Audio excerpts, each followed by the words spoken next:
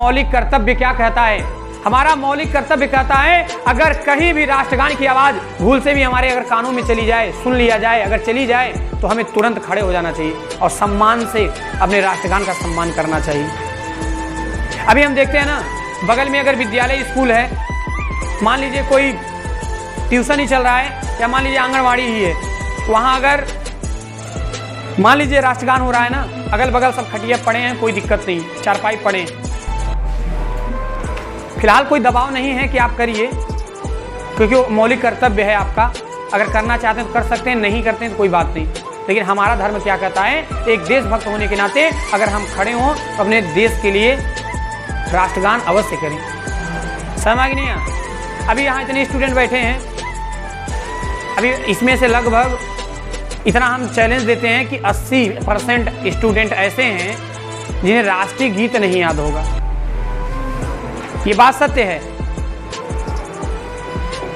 80% लोगों को यहाँ याद नहीं होगा, 80 का 90 मान चलिए। बहुत ही कम लोगों को राष्ट्रगीत याद होगा। कारण क्या जानते हैं? क्योंकि उन्हें अपने देश के प्रति उतना अपने देश के प्रति सोचने का टाइम ही नहीं है ना, कभी सोच ही नहीं सकते, कभी हम आप टाइम निकालते ही नहीं है, और हमें टाइम निकालना चाहिए। बाबा साहब अगर इतना पढ़ लिख कर इतना बड़े बने, अगर ये सोचते कि हमारे साथ इतना सारी समस्याएं हुई और उतनी समस्याओं को मैं लड़ूंगा, बदला लूंगा, सबको छोड़ूंगा नहीं, तो आज हो सकता था यह स्थिति नहीं बदल पाते। उन्होंने कहा जो पीछे बीत गया उसे बीत जाने दीजिए, नए में हमें स्थिति बदलनी है, हमें समय को बदलना है। और उन्होंने देखिए बदल के रख दिया, और ये संभव हो सका है केवल ज्ञान से, शिक्षा से। इसलिए शिक्षा पर आप विशेष ध्यान दीजिए, शिक्षा पर इतना स्पेशल ध्यान दीजिए कि आप अपने को बदल लीजिए। 2 रोटी कम खाइए सर, 2 रोटी कम खाइए, कपड़ा कम खरीद के पहनिए, घूमने टहलिए कम जाइए, आप अपना समय हर जगह कम एडजस्ट करिए, लेकिन आप शिक्षा पर विशेष ध्यान दीजिए। मैं तो कहता हूं, अगर आपको ना मजदूरी कर कर के पढ़ना पड़े तो आप मजदूरी करके पढ़ाई करिए, लेकिन शिक्षा को मत छोड़िए।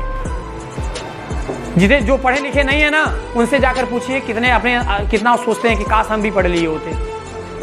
यही पढ़ा रहे थे, कुछ ऐसे स्टूडेंट आते थे, 1 महीना आते थे, या वो 1 महीना में 2-3 दिन छुट्टी मार देते थे, और जब मारता था साथ ही मार देता था। ऐसे हर महीना हमने देखा, लगातार 2-3 महीना में देखा कि ऐसी छुट्टी मार दे रहा 2-3 दिन। एक दिन बुलाया, हमने कहा बताओ भैया ये 2-3 लगातार छुट्टी कहाँ से मार देते हो? बताया कि सर पैसा नहीं रहता है फीस देने के लिए, मैं 3 दिन मजदूरी करता हूँ, तो 3 दिन मजदूरी करने के बाद जो पैसा आता है मुझे ना, उसी से सर मैं फीस भरता हूँ। ऐसे भी स्टूडेंट हैं, आज अपने मेहनत से भी करके पढ़ाई कर रहे हैं, और ऐसे ही बच्चे पढ़ाई का महत्व भी समझते हैं। समझ में आया कि नहीं यार? ऐसे ही स्टूडेंट पढ़ाई का महत्व समझते हैं।